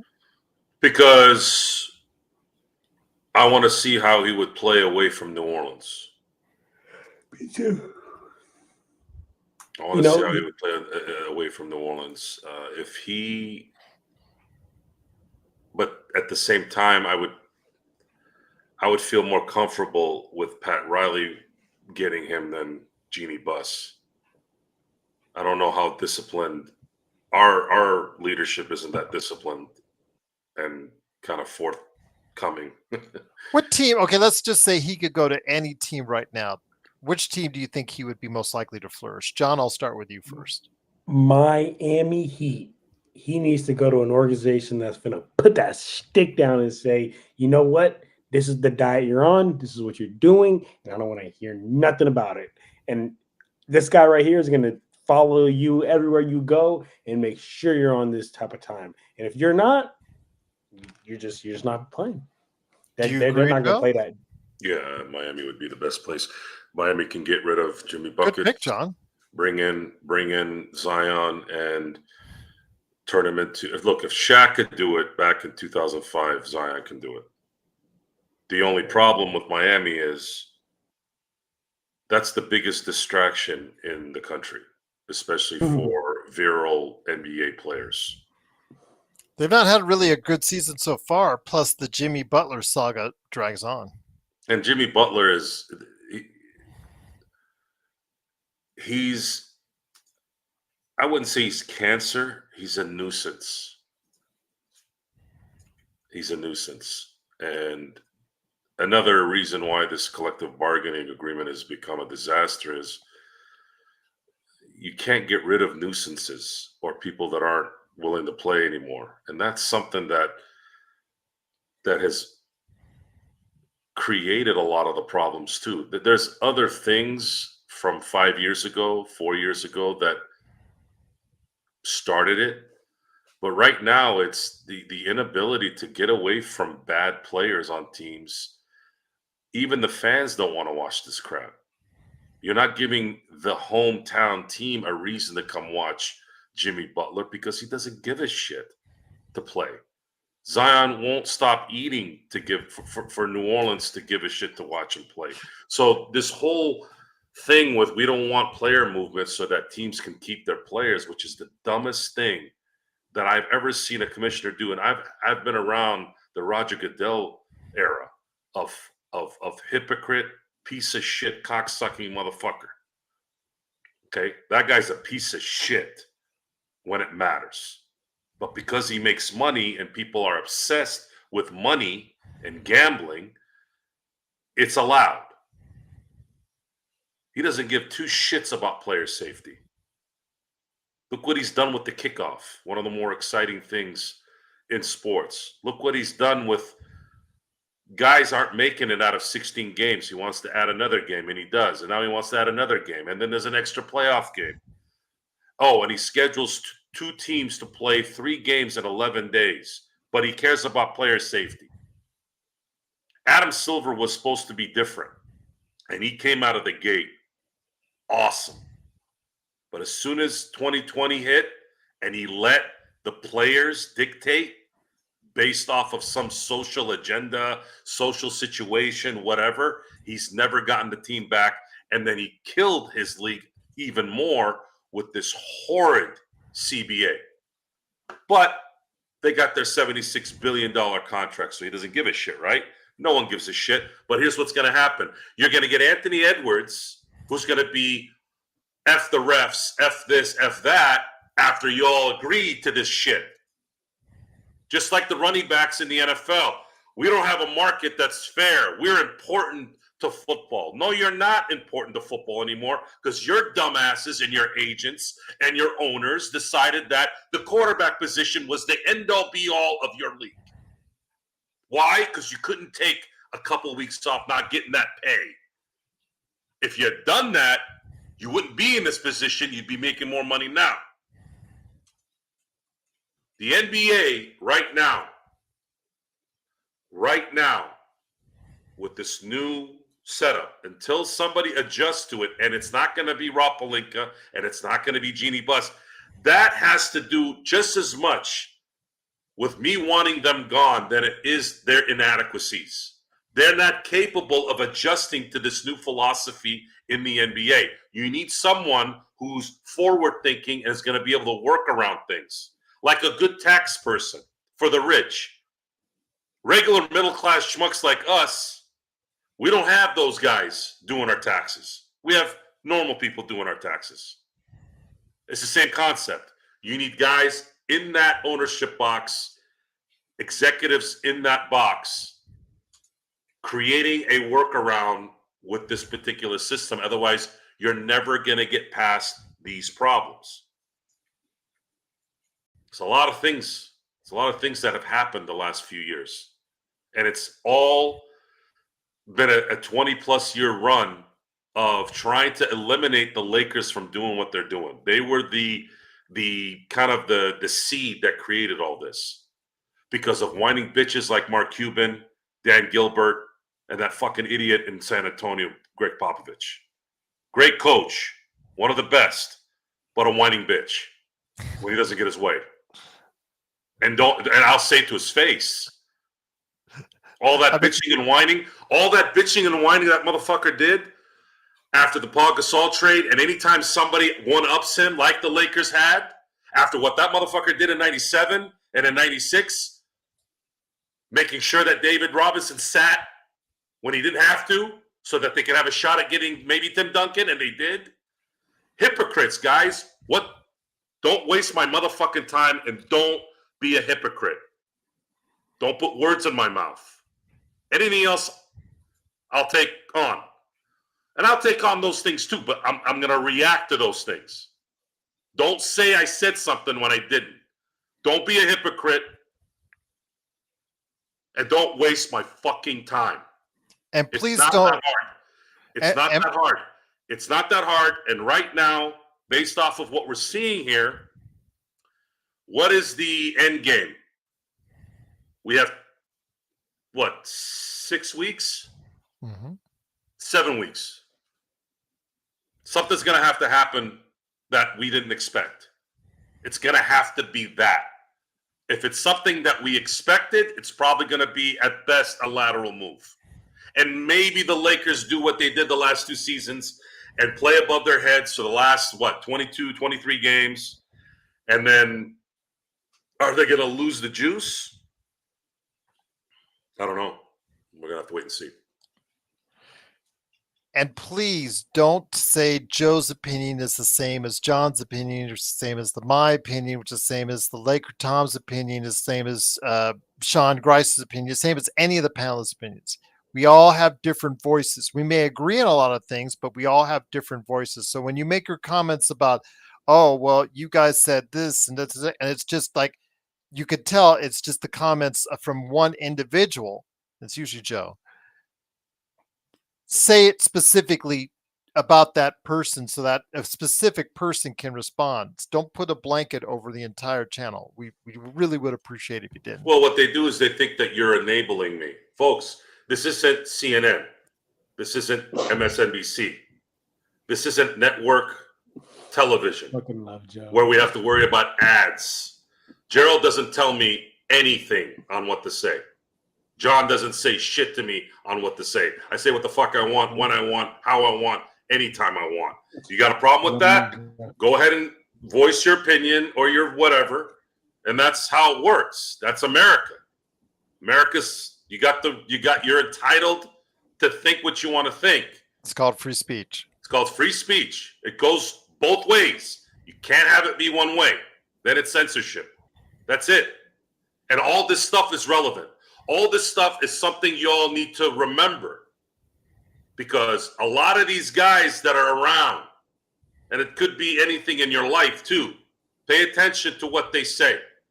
Pay attention to how they react when shit don't go their way. I'm upset. I'm upset with the Lakers setup because there's just not enough knowledge in how to make this work. What happens when you're not able to make it work? You find a way to make it work. You don't just sit there and do the same thing over and over again. It's just not gonna work, especially in sports. LeBron is a year older. AD is a year older. Those are your two stars. AD is not a spring chicken, although he's still somewhat in his prime. He's still not a spring chicken. Can't look at his age the whole way because he's been playing since 2012. That's a long time. A lot of guys play a 12, 13-year career. And hell, if LeBron had played 13 years, if LeBron had retired 9 years ago, he still would have been one of the best ever. Right? Absolutely. I have a theory. Yeah, let's say if he retired after the 2016 title, he would have been one of the greatest still, even then. Facts. So, by the way, I want to mention ESPN has it listed 18 turnovers. Mike Trudell is just on Twitter saying it's 20. So if you guys see 20, or maybe that's what NBA.com has, I'm just letting you know what I go off. That's what I saw on Sportsnet before I came on. It said 20. Okay, so ESPN just, again, 18 turnovers, man. Get their act straight. But that's what I was going off of. So, let's just say 20. Doesn't make it any better. That number doesn't matter. All I know is for sure, whether it was 18 or 20, they allowed 28 Still bad. points. Yeah. The 28 points for the turnovers is what really you want to focus on. And fast break was 24-11, just in favor of Detroit. Just want to mention that as well. But, John, let me bring it back to you. And while Joe will never be the guy inducting Popovich into the Hall of Fame with that speech he just gave right now, he is right in a lot of what he said. 2014, though, G. 2014. I would have loved to have gone up the stage and just said, the best coaching, arguably, I've ever seen. Okay. By a coach. He added that as you cannot deny how great he is. Yeah, but he's a whining bitch, and it started after that Gasol thing. I'd still love to see you get in a tux and just go up there on stage and do that. No, it won't look good. Me yelling at some old man, it's not going to look good. Did excellent. You know, he was just. How can you argue with the great coaching job in 2014? Oh, by the way, he's a whining bitch. It's the whining bitch part. Here he is now, Hall of Famer. It started before because he, and you know, it was even before then. Like, you know how when somebody tells a joke too long, you're like, you're not really joking now you're starting to get stupid. Those Craig Sager interviews, you're not funny. He was just an asshole to him. You know who was funny? Phil Jackson was funny. That motherfucker was funny. That guy would say shit like apologizing to horses on live TV. That shit was funny. I'm not saying that because he was a Laker coach. I was laughing at shit he was doing in Chicago too. But come on, let's be real here, okay? Slava Medvedinko ate a Snickers bar apparently this one day, and that's all he had all day. Ended up passing out in practice or whatever. And their interview, poor bastard passed out. And Slava's not like a mean guy. Like, he's a nice guy, too. They interview Phil Jackson, and he's like, that's a real juvenile diet. I just lost it. I was like, dude, the guy almost died passing out, for all we know. And it's taking a giant shit on him. And then even before then, what does he call Radmanovich? Didn't he come to practice wearing like did he call him a space cadet? Space cadet. He called him a space cadet. And Vladimir Radmanovich, that's who I was talking about, came into practice and somebody had heard the conversation and said it like Vladimir did. He goes, "You call me a space cadet." What is a space cadet? He didn't know what a space cadet was. So he was asking Phil, what is a space cadet? Oh, man. Look,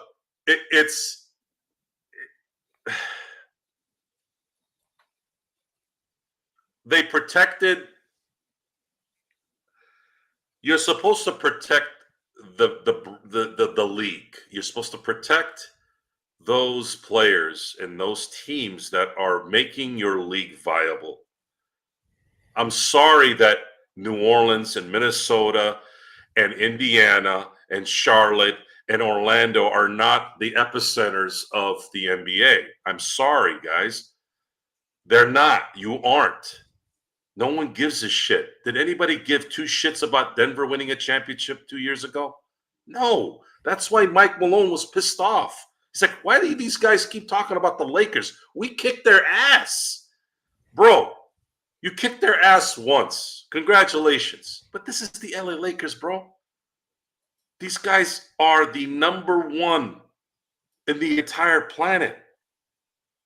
Number one brand of basketball in the entire planet. That's not going to change for a very long time. So what did the league do?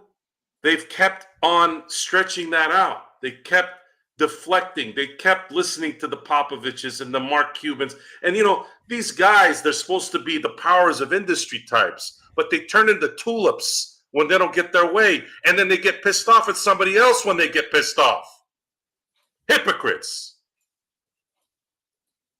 Hypocrites. So now what? Tell him, Joe. What do you want me to say? What do you want me? You don't think I'm paying attention? I think there's a lot of people that don't pay attention. I pay attention to shit. When someone's talking, I'm looking at them and paying attention.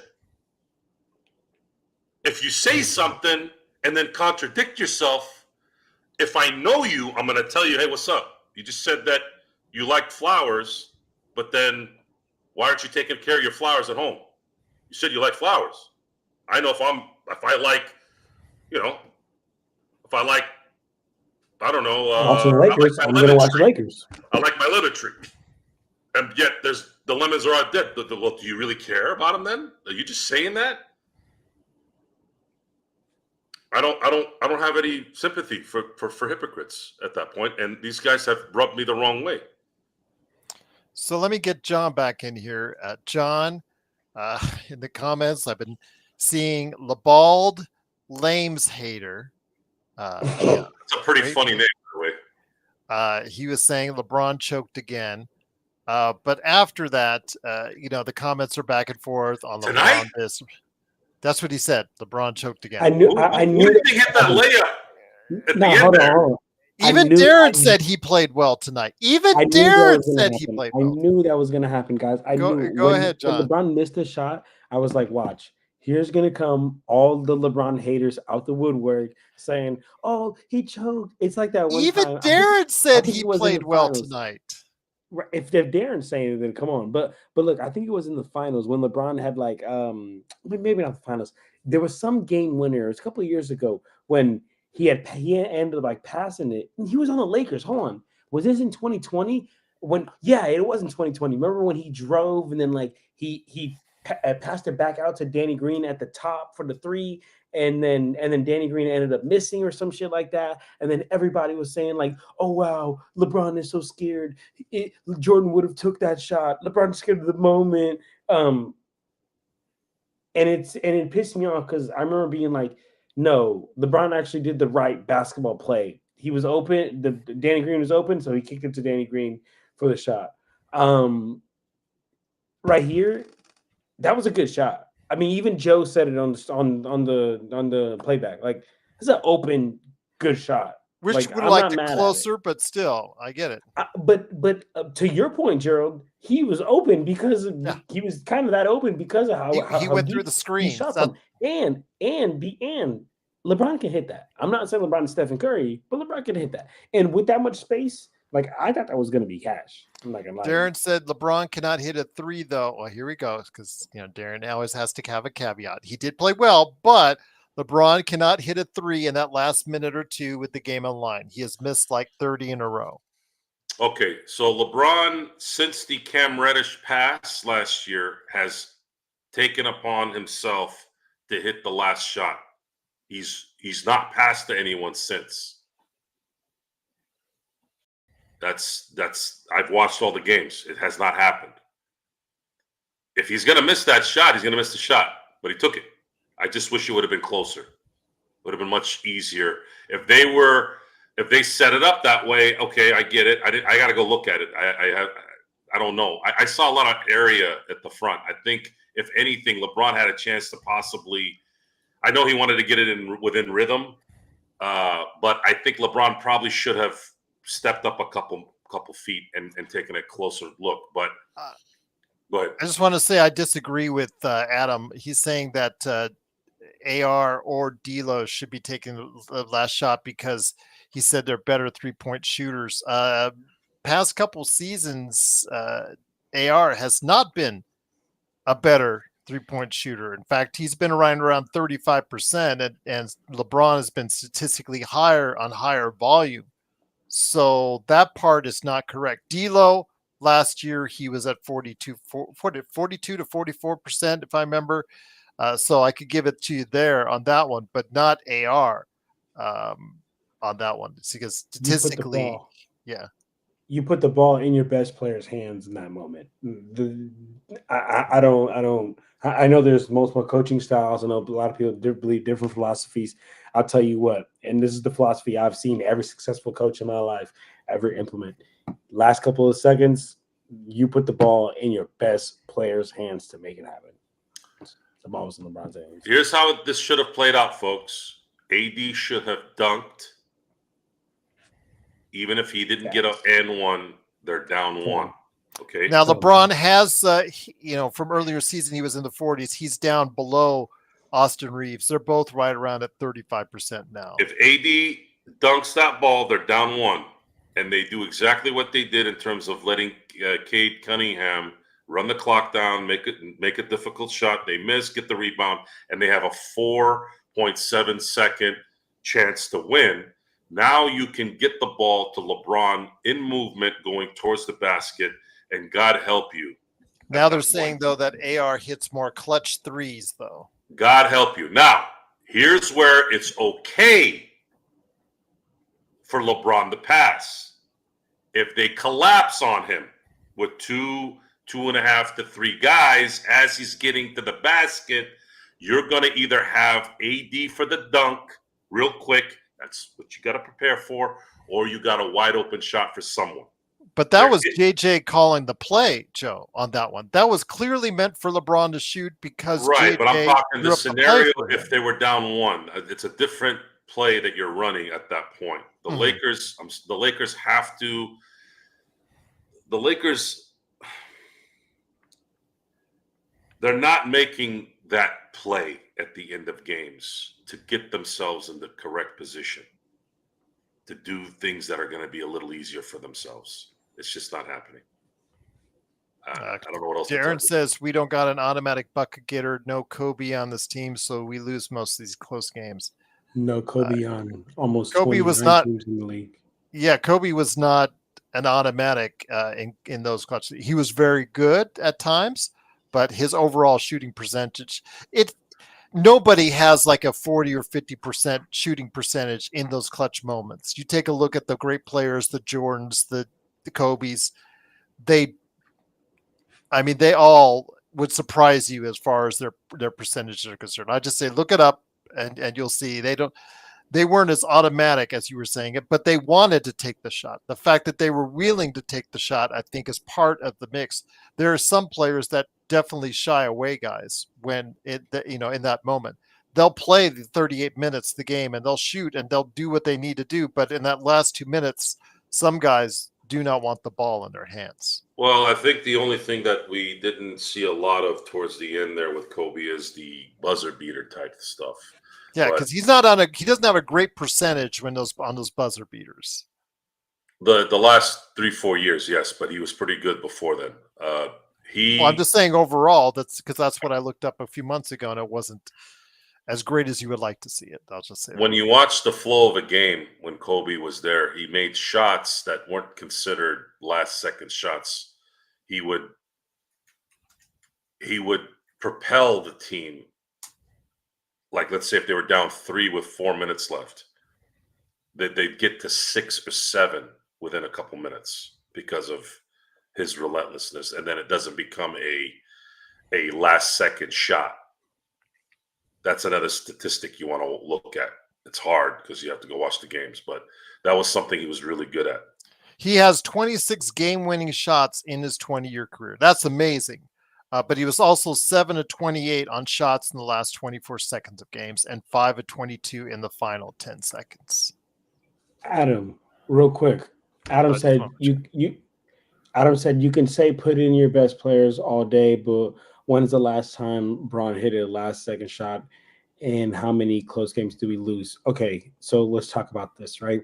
I never said have your best players shoot the ball. I said put the ball in your best player's hands. But it's also JJ Redick. You got to understand, Adam wanted AR to take that shot or D'Lo to take that shot. I get that.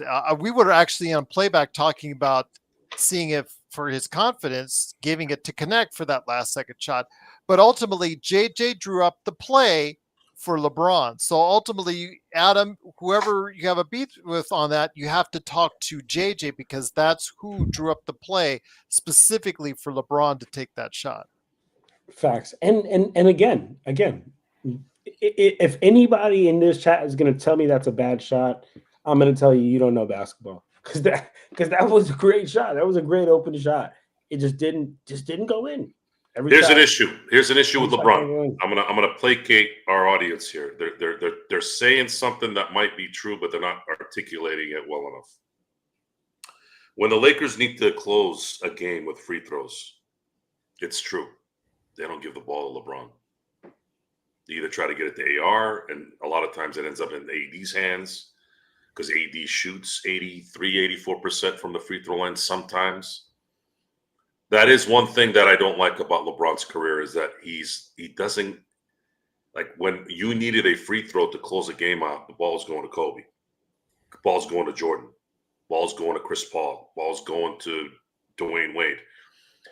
LeBron is not getting that ball towards the end of the games because they're worried about him missing. And that's not good.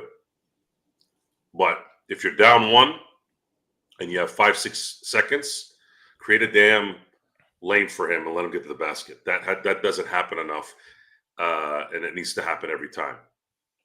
And again, if they collapse on him with 2 or 3 guys, then I'm not going to be upset if he gives it to the wide open guy, because if they can somehow get somebody diving with him, he can get him that ball, and then they can dunk it and win the game. Or if he's got to pass it to someone that's got to shoot the ball, then that's what you got to do.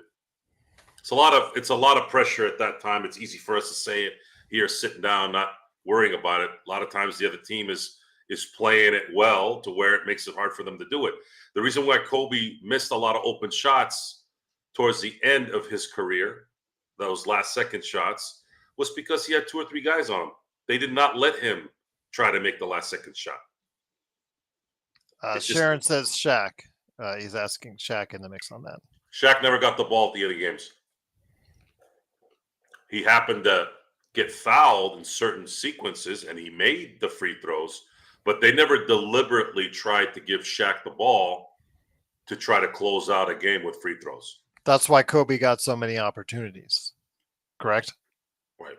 And Phil has already been noted and quoted saying that he unleashes Shaq for 3 quarters, and then the 4th quarter was Kobe finishing it off. Yeah. That's a great fucking duo. I mean, I know it's so clear, but you can't deny that they weren't great. Okay, these guys didn't even get along, and they three-peated. Man, and I'll tell you what, chemistries make or break a team. So and they three-peated with bad chemistry. That was the amazing part: turning it on and turning it off. I've never seen any team. Roy Williams said this about Jordan. He goes, he never turned it off. Darren says, Joe, that was a lousy articulation of a fact. That LeBron cannot hit a 3 when the game is on the line. What do you mean? I don't know. That's what he said. Joe, that was a lousy articulation of a fact. That LeBron cannot hit a 3 when the game is on the line. I wasn't talking about him not hitting the 3. I was talking about him get to the basket. But he couldn't because they were down by 3. Would that AD miss have counted had he had slammed it? Because if they had reviewed it without being a foul, the basket would have counted, and they would have just taken the ball out. What's going on with AD in that clutch moments as far as just the missed free throws? I think it's bothering him. Yeah, they almost lost. Now he has his wife calling him up and say, Rui saved you. Mm-hmm. Yeah. Serious. Check that out, John. I heard. I didn't actually look into it. I see little stories like that, but I'm like, I don't have time to the one where Rui got the offensive rebound, and then he missed 2 free throws. AD's wife told him Rui saved him. She called him after the game to make sure to let him know that Rui saved his ass. So yes, there you go. That is. It's sad too because this guy hit a game-winning 3 in a playoff game.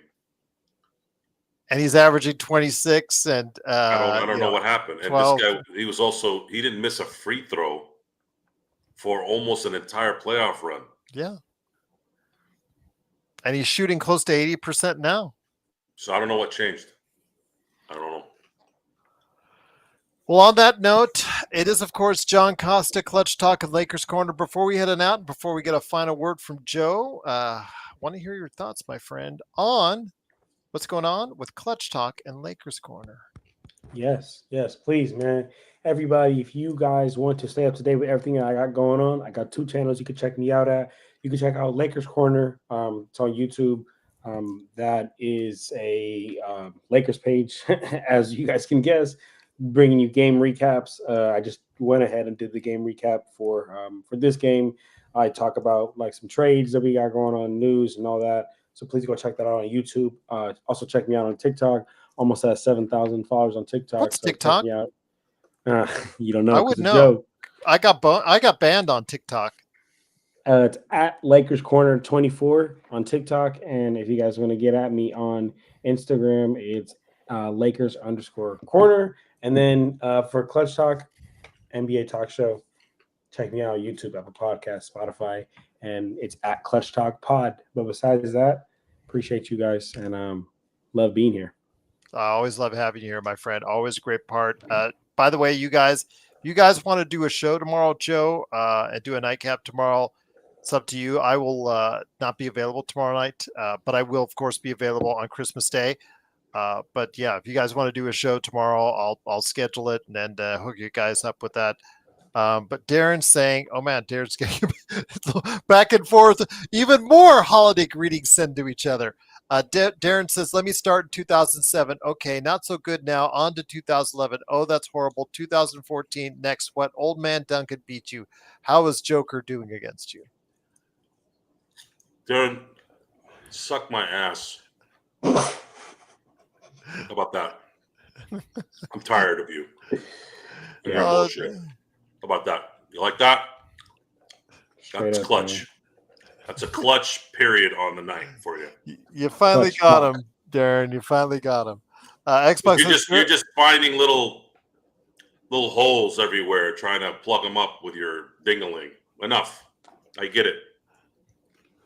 Now, I'm not going to call you a troll. You're not trolling. You're just being obnoxious now. Hernan, what's up, Hernan? How you doing? And you want to play? If you want to play arguing back and forth, obviously, you know what I'm going to say next. Get your ass on the show and let's battle. Let's really battle. Xbox. You want to talk stats? You want to talk stats? You want to talk facts? You should call the show the Lakers Facts Break. Darren, I'd love to have you. I like that actually. Yeah, baby. Yeah, there you go. Yep. Darren, we'd love to have you. You know how many shots LeBron has, folks? 17. What did you say, Joe? You know who has more than 17? Yeah. No one. Kobe. Well, Kobe has what, 20? But are you talking about active? Mm-hmm. Okay, active. Yeah, active players. So, Hernan, great to have you here. What do you want LeBron to do? You want him to hit 40? You want him to hit 50 game winners instead of 17 or 20? How about Anthony Davis getting a perfect pass by LeBron?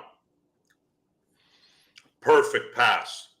How about he dunk it? He's 7 feet tall. Just go with aggression. Just dunk the fucking ball. And we're probably not having this conversation. Probably. We're probably not, because I believe they would have gotten the ball back with a 1-point deficit, and they probably have a better chance at getting that basket and winning the game versus trying to hit a 3 or 4 seconds left. Hernan, wishing you and the family a truly Merry Christmas as well. Xbox, AD watch continues. He shot 1 for 3. You're right. He's You're barely right. above 30%. Stats are for wannabes. You're right. But winning and losing is a stat too, baby. Barely. That's the most important stat. And he's got more than anybody playing in the league. Hernan's asking me. What do you want to do? Do you think we can trade? Will you shut up and let me talk? Jesus Christ.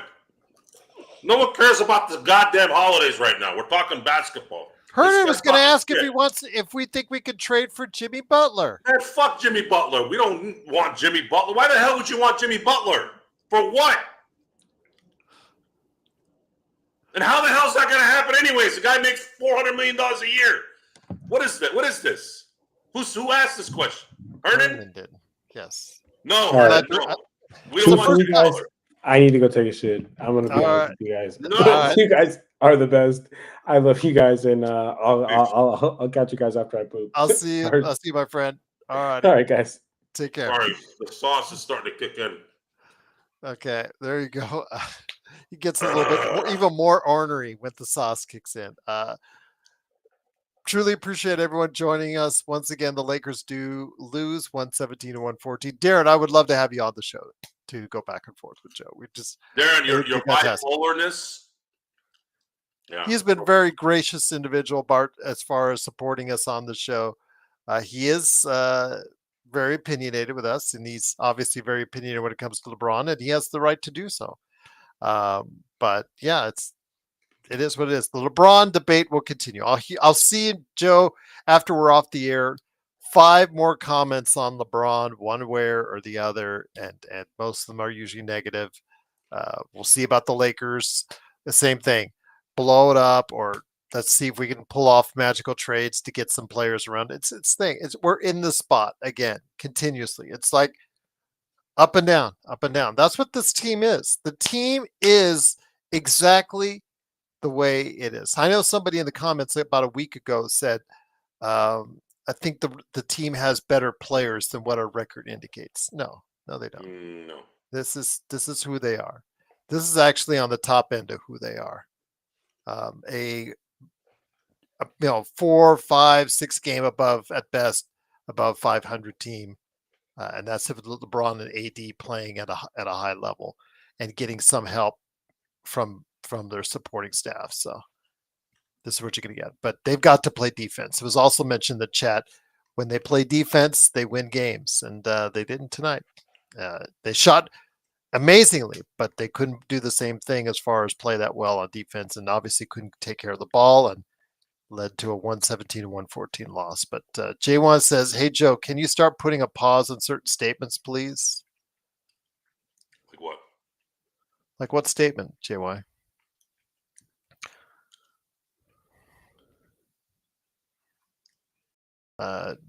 Okay. Darren's a big supporter of Kobe. Yeah, one of the greatest ever to play the game, Darren. I would never disagree with you on that. But those last clutch shots, last second clutch shots, they're hard. They're difficult. And Jordan's, LeBron's, Kobe's, the fact that they're willing to take the shot speaks for itself. It's just, again, the percentages are not usually in their favor. JY, just let us know what before we go off the air, if you could let us know. Mediocre players, half are hurt, inconsistent, no leadership called like it is. It's a mediocre team. It is what it is. And I know that there was mentioned $7,000 and said that this is the way he wants the team, as far as with the Lakers having the 2 players and just being always in those play-in mixes, and that's what you guys want. Absolutely, by all means, because that's what we got. They certainly don't have enough to compete at a high level, at least not yet, at least not now, and that's what we're seeing. So, Joe, any last thoughts before we head on out? I don't see Jay. Yeah, it goes back to very low margin of error. Yeah. When you don't have the correct players that can kind of supplant the stars, any little mistake is going to cost them. They can't make up that small little deficit enough. And that's the issue with the team. They're just not talented enough in certain areas that can win games like this consistently. I'm still waiting for JY to tell me what exactly does he want me to pause on. Yeah, that's why I was leaving us on for a little bit more. So if you could let us know, we'd love to hear from you. I don't care. Look, guys, I don't care if you get mad or try to. Okay, hold on.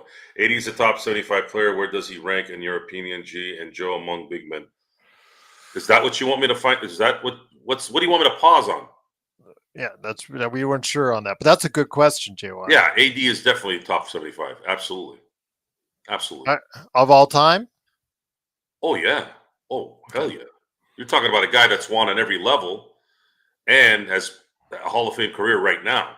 Yes.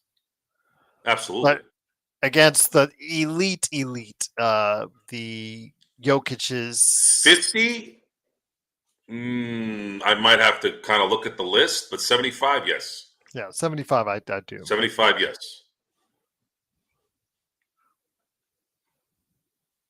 Pau Gasol is better according to Xbox. See, here's the thing. He's not a better basketball player than AD, but I feel that Pau Gasol was much more valuable than AD for his career. That's kind of how I look at it. Well, I'll tell you what, though, it is great to have everyone here. I'm wishing each and every one of you the safest and happiest of holidays. Again, if Joe wants to do a nightcap or John wants to do a nightcap, they have the channel for tomorrow. It is, of course, me, Gerald Glassford. Thanks again for watching, listening. Truly appreciate you joining us. Please go ahead and support Joe by going to Steam right now and ordering yourself a copy of Crypt, Coreupt. It is 20% off until the 26th. So hopefully you'll take advantage of that. Joe, any last thoughts before we head on out? Because I don't think JY... Still waiting for JY so I can put a button on tonight's show. I know. It's like we're all anticipating. What did he Did you make a mistake, JY? Did you speak ahead of what you were thinking? Now you're shy?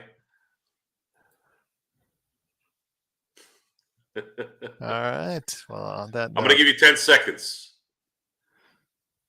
Careful. Joe gave me 10 seconds and he was mad at me for it. So no. You won, Juan. Merry Christmas, Juan. But we will be back, of course, Christmas Day. We're going to do playback. You better not answer this when we get off air. I want to be on air. I want to know what you want me to pause on. I'm genuinely curious. It's going to bother him all night. All right. I think we got Bueller. Bueller. Bueller going to the Red Sox. We're losing our audience anyways. Going to the Red Sox. He might have left already. So, okay. But yes, great to have everyone here. Wishing you and yours a truly happy holidays and Merry Christmas if you do celebrate it. It is, of course, the Lakers fast break. Lakers lose 117-114. Again, if Joe wants to go ahead and do a nightcap on Christmas Eve, I'll set it up for him then. But we will definitely be back Christmas Day. Of course, it is the Lakers going up to Golden State, playing on prime time, as only Curry versus LeBron can do it for everyone out there. But of course, join us for all the fun on Playback, playback.tv/Lakers Fast Break, and of course, the best post game in town, the best Christmas post game that's out there for the Lakers will be nowhere else, but of course, right here at the Lakers Fast Break podcast. Happy holidays, everyone. Be safe.